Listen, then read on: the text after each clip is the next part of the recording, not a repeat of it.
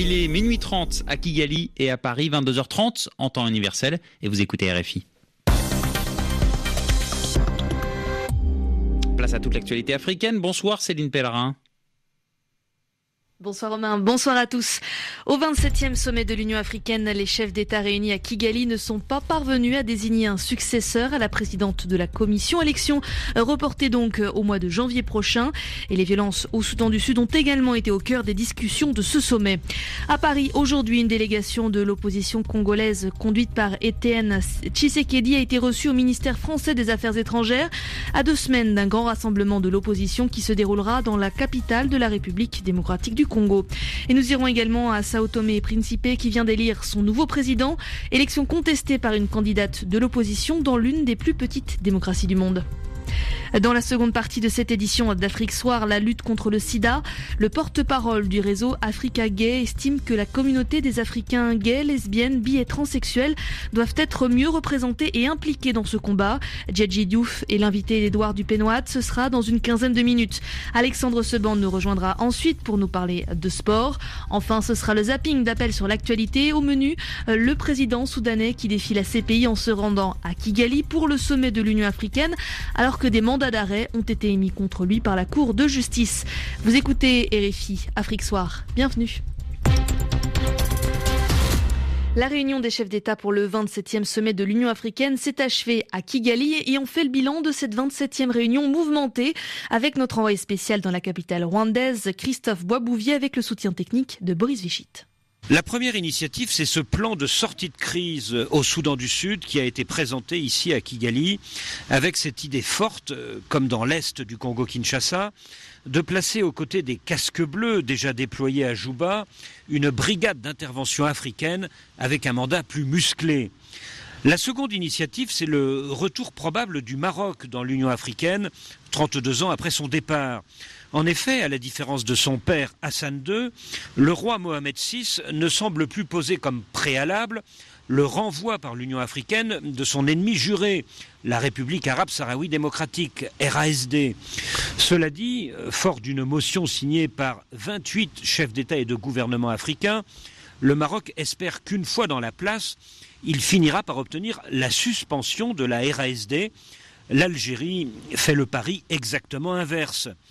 Ce 27e sommet s'est achevé sur le vote raté d'un nouveau président de commission, mais dans 6 mois, si le Tanzanien Jakaya Kikwete, le Sénégalais Abdoulaye Bathily ou un autre candidat de poids est élu à une large majorité, eh bien tout le monde oubliera ce petit cafouillage. Boris Vichit, Christophe Boisbouvier, Kigali, RFI. Et vous venez de l'entendre, aucun des 3 candidats en lice pour succéder à la présidente de la commission n'a été élu ce lundi. Nkosazana Dlamini Zuma devrait donc assurer l'intérim jusqu'à l'élection d'une nouvelle commission. Pourquoi le vote est-il reporté au mois de janvier? Les explications du président en exercice de l'Union africaine, le chef de l'État tchadien Idriss Déby Itno. Nous avons instauré un règlement en fait pour l'élection des serviteurs du continent de l'Union africaine dans nos textes pour être accepté en tant que tel comme présidente de la commission, président de la commission. Il faut obtenir le 2/3 des voix, c'est-à-dire 54 et 2/3, c'est autour de 36. Au moins, aucun des candidats n'a obtenu donc ce score-là. Il y a eu beaucoup d'abstentions. Nous n'avons pas d'autre solution. Nous n'avons absolument rien à inventer. Les chefs d'État sont souverains dans la prise de leurs décisions à une telle conférence. Donc, souverainement, les chefs d'État ont décidé d'ouvrir la liste des nouveaux candidats qui vont s'ajouter aux 3 existants. Le président tchadien au micro de Christophe Boisbouvier. Donc pas d'élection lors de ce sommet, mais les chefs d'État participants ont pris d'autres décisions comme celle de renforcer la mission de l'ONU au Soudan du Sud. Voilà ce qu'en pense le ministre angolais des Affaires étrangères, Georges Rebelo Chikoti. Je crois que c'est important, mais aussi il faut appliquer des sanctions. Je crois qu'il ne faut pas qu'on on puisse avoir un retour constant vers les conflits. Je crois que le président Salva Kiir, en tant que président du Soudan du Sud, doit garantir la sécurité de tout le monde, la sécurité des siens et celle des autres aussi. Donc je crois que les sanctions devraient aller dans le sens de l'obliger à garantir la sécurité de tout le monde. Mais il faut prévoir un cadre sécuritaire différent des forces qui peuvent augmenter la sécurité au Soudan du Sud. Donc d'autres forces, éventuellement des Nations Unies ou bien de la région, pour qu'ils puissent avoir un cadre de sécurité aussi pour M. Riek Machar. Le ministre angolais des Affaires étrangères au micro de Christiana Soares. Sao Tomé et Principe a un nouveau président. Il s'agit du candidat Evaristo Carvalho du parti du Premier ministre. Il l'emporte avec 50,1% des voix. Il s'impose donc face au président sortant, Manuel Pinto da Costa, qui est loin derrière avec près de 25% des voix. On fait le portrait d'Evaristo Carvalho par notre envoyée spéciale Liliana Henriquez. Élu selon des résultats provisoires avec 50,1% des voix, Evaristo Carvalho, dont le slogan de campagne était un trait mitterrandien, la force tranquille, est un des poids lourds de la vie politique de son pays. 75 ans, père de 2 enfants, Evaristo Carvalho a commencé son parcours dans la lutte contre le colonialisme portugais et a continué après l'indépendance en 75 au sein du MLSTP-PSD, l'ancien parti unique, jusqu'au début des années 90 et l'avènement du multipartisme. Il a alors occupé à 2 reprises le poste de Premier ministre, notamment sous la présidence de Miguel Trovoada, premier président démocratiquement élu en 91, dont il est l'un des plus fidèles alliés. C'est donc tout naturellement que le fils de Miguel Trovoada, Patrice Trovoada, l'actuel Premier ministre, a soutenu très activement la candidature d'Evaristo Carvalho, avec pour mandat d'assurer la stabilité de la gouvernance de ce pays miné par des crises institutionnelles à répétition. De Sao Tomé, Liliane Henriquez, RFI. Et Maria das Neves demande ce soir l'annulation de l'élection présidentielle. L'ancienne Premier ministre, qui est soutenue par le parti historique du mouvement pour la libération de Sao Tomé et Principe et qui est un parti d'opposition, dénonce, je cite, une manipulation des résultats, voire un possible bourrage des urnes en faveur du candidat du parti au pouvoir. C'est toute une délégation de l'opposition de République démocratique du Congo qui a été reçue ce lundi au ministère des Affaires étrangères à Paris. Les représentants du rassemblement issu du conclave de Bruxelles sont venus plaider leur cause à la direction Afrique du ministère français, 2 semaines seulement avant un grand meeting de l'opposition qui est prévu à Kinshasa. Ce sera le 31 juillet prochain. La délégation au Quai d'Orsay était présidée par Étienne Tshisekedi, opposant historique et président de l'UDPS. Laure Broulard. Étienne Tshisekedi est entré au Quai d'Orsay soutenu par son fils Félix. Il y est resté environ 1 heure. C'est la première sortie publique à l'étranger du président de l'UDPS depuis son installation à Bruxelles il y a près de 2 ans. Aujourd'hui, il présidait une délégation d'une dizaine de représentants des coalitions politiques présentes à Genneval le mois dernier.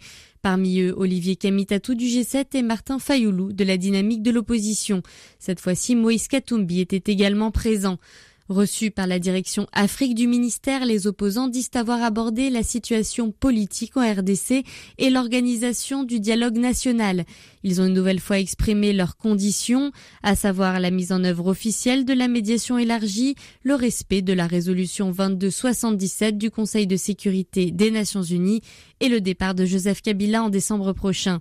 Ils sont sortis satisfaits. Nous ne pouvons pas donner plus de détails, mais vous verrez que nous ne sommes pas venus pour parler de la pluie et du beau temps, a conclu Félix Tshisekedi, secrétaire national chargé des relations extérieures à l'UDPS. Le Quai d'Orsay n'a de son côté pas souhaité communiquer sur cette rencontre. Alors Broulard, et on a appris ce soir que Vital Kamerhe, un des opposants congolais, est prêt à participer à un dialogue national pour décrisper la situation politique. C'est en tout cas ce qu'a déclaré à l'agence France Presse Giscard Koussema, un de ses conseillers en communication. Vital Kamerhe préside l'Union pour la nation congolaise, l'UNC, 3e parti d'opposition à la Chambre basse du Parlement. Et le haut-commissaire des Nations Unies aux droits de l'homme, lui, est arrivé en République démocratique du Congo. Première étape, Goma, dans l'Est, suivi de Bukavu pour terminer par Kinshasa. C'est la première visite de Zeid Ra'ad Al-Hussein dans le pays depuis son arrivée à la tête du Haut-Commissariat. Une visite de 3 jours, donc, au lendemain d'une déclaration du Conseil de sécurité de l'ONU qui exprime sa vive inquiétude face à la restriction de l'espace politique en RDC. Pour rappel, le Bureau conjoint des Nations Unies aux droits de l'homme a recensé 428 violations des droits de l'homme à caractère politique pour le premier semestre 2016. ce qui correspond à une augmentation de 164% par rapport à toute l'année 2015. Le président du Nigeria a dénoncé les retards pris par les procès d'anciens dignitaires pour corruption. Muhammadu Buhari avertit l'institution judiciaire qu'une telle situation envoie un mauvais signal et s'avère contre-productive dans la lutte contre l'impunité. Le président du Nigeria a fait de la lutte contre la corruption une de ses priorités depuis son élection l'an dernier. Il a promis que l'État recouvrerait les millions volés depuis des décennies et le scandale de l'armée est incontestablement le plus grand mis à jour. Près de 2 milliards d'euros destinés à la lutte contre les islamistes de Boko Haram auraient été détournés à des fins politiques. Au Tchad, les utilisateurs des réseaux Internet se mobilisent. Cela fait maintenant 3 mois que les habitants sont privés d'accès aux réseaux sociaux. Alors, blogueurs et internautes se sont mobilisés ce lundi. Internet sans frontières réclame le rétablissement des réseaux sociaux dans le pays. Selon l'ONG, près de 300 000 internautes sont ainsi privés de leur liberté d'expression, une restriction soutenue par 16 autres organisations. L'ONG publie aujourd'hui, ce lundi, une lettre ouverte au gouvernement tchadien. Binta Diane. La première interruption des réseaux survient en début d'année. En février, des manifestations spontanées pour protester contre le viol de la jeune Zouhoura sont organisées à N'Djamena. L'accès au réseau Facebook est suspendu. Ensuite, à la veille de l'élection présidentielle du 10 avril, les restrictions deviennent plus contraignantes. Toutes les communications sont coupées, impossible d'utiliser Internet et les SMS. Les réseaux téléphoniques sont très difficiles. Certains opérateurs de téléphonie laissent alors entendre que cette coupure est liée, je cite, à des mesures de prévention à cause de la période électorale tendue. Cette suspension dure une dizaine de jours jusqu'au moment de l'annonce des résultats. Enfin, depuis 3 mois, les Tchadiens n'ont plus accès à Facebook, Twitter, WhatsApp ou encore Viber. Là encore, il n'y a pas de motif officiel à cette suspension, dénonçant une censure. L'association des consommateurs est récemment montée au créneau pour demander des explications aux autorités et aux opérateurs de téléphonie. Interpellé sur cette question, le porte-parole du gouvernement assure, je cite, qu'il n'y a pas de raison politique à cette coupure. Binta Diagne.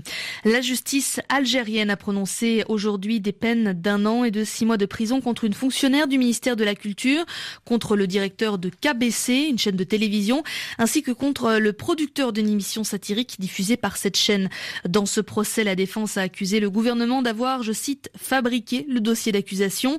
La justice a estimé que les conditions de réalisation de 2 émissions satiriques à grand succès de KBC n'étaient pas conformes à une autorisation de tournage délivrée par le ministère de la Culture algérien. La défense va faire appel. Dans la capitale ivoirienne, des affrontements ont éclaté entre policiers et étudiants à l'université Félix Houphouët-Boigny d'Abidjan. Plusieurs blessés selon la Fédération estudiantine et scolaire de Côte d'Ivoire, la FESI. Un porte-parole du ministère ivoirien de l'Intérieur a confirmé ces faits qui faisaient suite à des revendications académiques, soulignant également que la police avait placé des éléments de manière permanente sur le campus pour, je cite, y mettre de l'ordre. Le calme est revenu en début d'après-midi. La recherche scientifique enregistre peut-être une avancée dans la lutte contre le paludisme. Ce sont en tout cas ce que laissent à penser les résultats publiés aujourd'hui dans le Journal of Experimental Medicine. Une avancée qui concerne la mise au point d'un vaccin, une entreprise qui a jusqu'à présent échoué en raison de la complexité biologique du virus. Michel Diaz. Les chercheurs ont mis au point un vaccin expérimental en modifiant une protéine responsable de la réponse immunitaire chez la souris. Une stratégie donc basée sur la mutation du parasite. Le docteur Salam Eshri, parasitologue à l'Institut Pasteur, est responsable de l'équipe à l'origine de ces travaux. C'est la mise au point d'une nouvelle souche de parasite, un plasmodium, dont nous avons muté un gène qui contrôle directement la réponse immunitaire de l'hôte, c'est-à-dire la souris, et de ce fait, ce parasite ne va pas évoluer de manière tout à fait classique. Par conséquent, ce parasite va induire une réponse immunitaire protectrice et qui va induire chez cette souris une protection durable, c'est-à-dire qu'à chaque fois que cette même souris protégée va rencontrer de nouveaux parasites sauvages, virulents, bien cette souris va être totalement protégée. De ce fait, on peut évidemment parler de souche vaccinale. Selon l'OMS, près de 215 millions de cas ont été recensés en 2015. Presque 1 demi-million en est mort, essentiellement des femmes enceintes et des enfants. Cette affection reste la maladie parasitaire la plus menaçante à travers le monde. Michel Diaz. Et puis en 2015, toujours selon l'Organisation mondiale de la santé, 88% des cas de paludisme et 90% des décès dus à cette maladie sont survenus en Afrique subsaharienne. Vous êtes à l'écoute des RFI, il est 22h passées de 44 minutes en temps universel.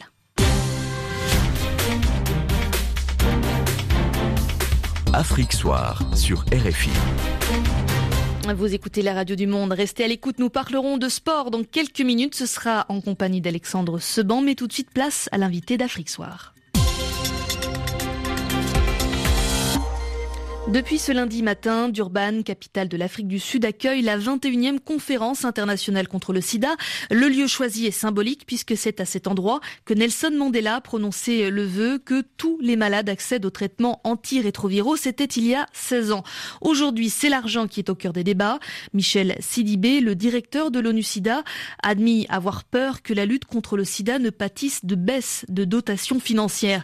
Si l'argent reste donc le nerf de la guerre, il n'est pas la seule priorité dans la lutte contre la maladie. C'est ce que rappelle Djadi Diouf. Il est le porte-parole du réseau Africa Gay. Et d'après lui, le combat contre l'épidémie doit mieux inclure les Africains gays, lesbiennes, bi et transsexuels qui peuvent devenir des acteurs importants. Djadi Diouf est l'invité d'Étoile du Pénouat. Djadi Diouf, bonjour.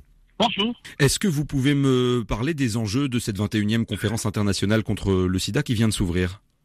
Je pense que c'est très important d'avoir ce genre de rencontres concernant le VIH. Donc nous, en tant que population clé ou bien LGBTI, je pense que c'est important qu'on puisse assister à ce genre de conférence qui va parler vraiment des droits des personnes vivant avec le VIH et des droits aussi des personnes LGBTI dans des pays, comme vous le connaissez, des pays d'Afrique où il y a la criminalisation des actes contre nature. Et je pense que c'est très important, comme il y a beaucoup de bailleurs de fonds, il y a beaucoup de décideurs qui sont là, c'est important qu'on puisse venir exposer de nos problèmes en tant qu'Africains, donc pour qu'on puisse voir comment on peut trouver des solutions ensemble. Sur quelles solutions vous espérez que cette conférence va déboucher ? Il y a beaucoup d'objectifs qui sont pris par nos pays, à l'éradication carrément du VIH d'ici 2030. On ne peut pas éradiquer le VIH en criminalisant les actes contre nature dans les actes homosexuels dans nos pays. Donc les personnes les plus touchées, c'est les homosexuels, c'est les usages de drogue. Donc, il faut créer un environnement qui permet à ces personnes-là d'adhérer à la réponse pour qu'on puisse atteindre ces objectifs-là. Mais si on continue à les persécuter, si on continue à les arrêter, on ne peut pas atteindre ces objectifs. Et rien ne sert à prendre des objectifs qui vont aboutir à rien du tout. Donc, c'est important qu'on puisse, nous, en tant que personnes concernées, de venir parler, de dire qu'on adhère à cette position, on veut contribuer à cette proposition, mais il y a des choses à prendre en compte. Si on ne prend pas l'aspect de droits humains en compte, on ne pourra pas avoir une réponse efficace dans tous les pays du monde. Pour vous, donc, c'est une priorité. Décriminaliser les personnes homosexuelles, lesbiennes, gays, bi et trans, c'est une priorité qui va permettre de lutter efficacement contre... C'est une priorité. Cette épidémie est concentrée dans les populations, ces populations-là. C'est important qu'on puisse profiter de ces instances-là. Il faut nous aider à créer un environnement qui nous permette d'être des acteurs et de jouer pleinement notre rôle. Est-ce que vous attendez des avancées financières concrètes de cette conférence, de débloquer des fonds pour la recherche ou la prévention, par exemple ? Ce qu'on veut vraiment, c'est qu'on puisse peut-être renforcer davantage beaucoup de recherches concernant ces personnes LGBT-là, parce qu'il faut vraiment trouver des évidences, il faut vraiment trouver des recherches qui montrent que ces personnes-là vraiment sont des acteurs dans la réponse au VIH. Donc je pense que ce qu'on veut tout simplement, c'est que les décideurs nous écoutent, les bailleurs de fonds nous écoutent, parce que ce qu'on est en train de faire, c'est de les appuyer à leur vision qu'ils mettent en œuvre pour que ces visions-là soient mises en œuvre. On entend beaucoup dire que les dirigeants des pays africains font beaucoup d'effets d'annonces, beaucoup de paroles, mais qui sont rarement suivis d'actes. Est-ce que vous espérez... Non. Oui, comme vous le savez, à chaque fois qu'il y a une vision, nos pays africains, nos gouvernements adhèrent à cette vision-là. On veut arriver à l'éradication du VIH d'ici 2030. Mais comment on peut le faire dans des pays où les personnes les plus touchées sont condamnées, sont violentées, ils sont pas en mesure d'avoir le traitement ARV. Donc ça veut dire que c'est juste des blabla. Il ne faut pas adhérer sur des papiers. Il faut adhérer sur des papiers, ok, mais vraiment que ça soit vraiment une implication, une création d'un environnement très favorable pour ces personnes-là, parce que sinon on ne peut pas vraiment avoir une réponse efficace. L'objectif ici, que ce soit LGBTI, que ce soit population en général, c'est vraiment freiner l'épidémie du VIH au niveau de nos pays, au niveau du monde. Qu'est-ce qu'on peut faire au niveau de la prévention pour diminuer les risques de transmission ? Je pense que c'est important qu'on puisse adopter tout ce qui est les nouvelles préventions. Je pense que c'est important que nos pays adhèrent à ces initiatives-là. Parce que comme on fait la prévention, toutes les initiatives qui viennent renforcer la prévention, c'est important. Exemple, ici, là où se passe la conférence, en Afrique du Sud, il est disponible dans des pays européens. Il ne faut pas attendre 10 ans pour que ça soit disponible au niveau de l'Afrique. Il faut que la méthode de prévention soit accessible maintenant. On n'a pas besoin d'attendre 10 ans pour que ce soit disponible. Et la réponse avance, la recherche avance, il faut qu'on avance avec. Monsieur Diadi Diouf, merci. Le porte-parole du réseau Africa Gale répondait à Édouard Dupénoit. Céline Pellarin. À la une de l'actualité internationale en France, un attentat possiblement très meurtrier a été déjoué juste avant l'Euro 2016 de football. C'est ce qu'a affirmé le Premier ministre Manuel Valls afin de démontrer l'efficacité de l'état d'urgence qui doit être prolongé après l'attentat à Nice. La ville de la Côte d'Azur a annoncé son intention de se porter partie civile dans l'enquête sur l'attaque qui a fait 84 morts le 14 juillet sur la promenade des Anglais.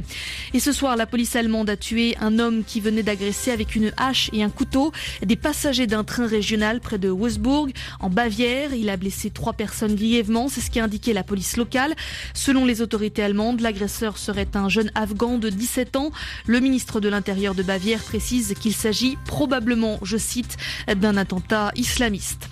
Après le coup d'État avorté en Turquie, les États-Unis, l'Union européenne et l'OTAN ont mis en garde Ankara contre la tentation d'une répression généralisée du rétablissement de la peine de mort. 3 jours après le putsch qui a fait au moins 308 morts, un total de 7543 suspects sont en garde à vue aujourd'hui. Vous écoutez RFI, le journal des sports, c'est tout de suite et c'est présenté par Alexandre Seban. Bonsoir Alexandre. Bonsoir Céline, bonsoir à tous. On démarre avec du football et les ennuis judiciaires de la fédération béninoise. Le ministre de la Justice béninois Joseph Djogmenou est revenu sur l'affaire des mandats d'arrêt et d'amener contre le comité exécutif de la Fédération béninoise de football. Il s'est dit inquiet que le juge d'instruction ait pris la décision de lancer ces mandats sans en alerter son ministère. Pour le ministre, c'est un manquement grave et le juge devra rendre des comptes. Il s'agit donc de ce que nous-mêmes, garde des Sceaux, nous avons découvert sur les réseaux sociaux que mandat d'amener et mandat d'arrêt après ont été décernés. Nous n'avons jamais sollicité d'un juge du siège de venir à notre cabinet. Cela n'est pas notre rôle.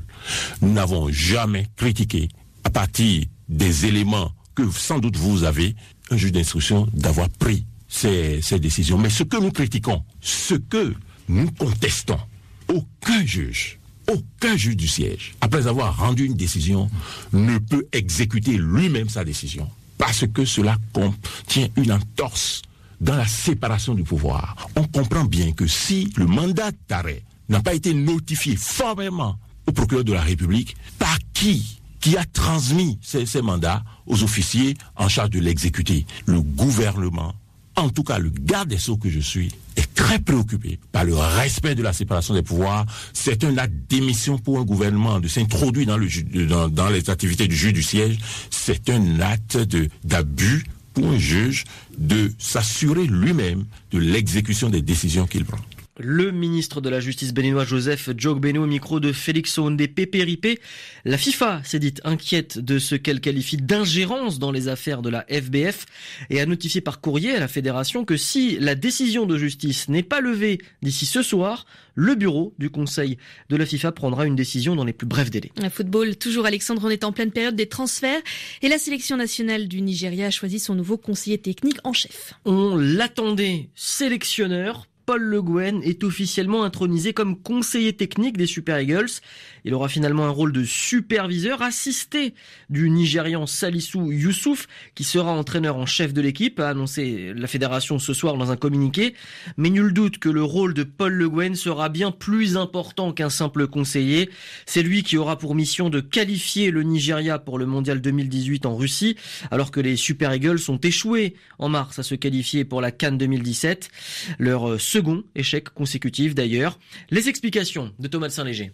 Paul Le Guen semble encore profiter des retombées des 3 titres de champion de France conquis avec Lyon au début des années 2000. Le Breton n'a pourtant rien gagné depuis la Coupe de la Ligue 2008. Il dirigeait alors le PSG et reste sur 2 expériences mitigées avec des sélections nationales. Oman entre 2011 et 2015, le Cameroun de 2009 à 2010. Le Français avait qualifié les Lions indomptables pour la CAN, aventure stoppée en quart de finale. Échec encore au Mondial 2010 avec 3 défaites en 3 matchs. L'ancienne internationale n'avait pas su unir les très fortes individualités du groupe camerounais. Son caractère lisse, réservé, y est peut-être pour quelque chose, mais Paul Le Guen est aussi capable de prendre des décisions fortes. Au PSG, il avait confié le brassard de capitaine à Mamadou Sakho, alors âgé de 17 ans.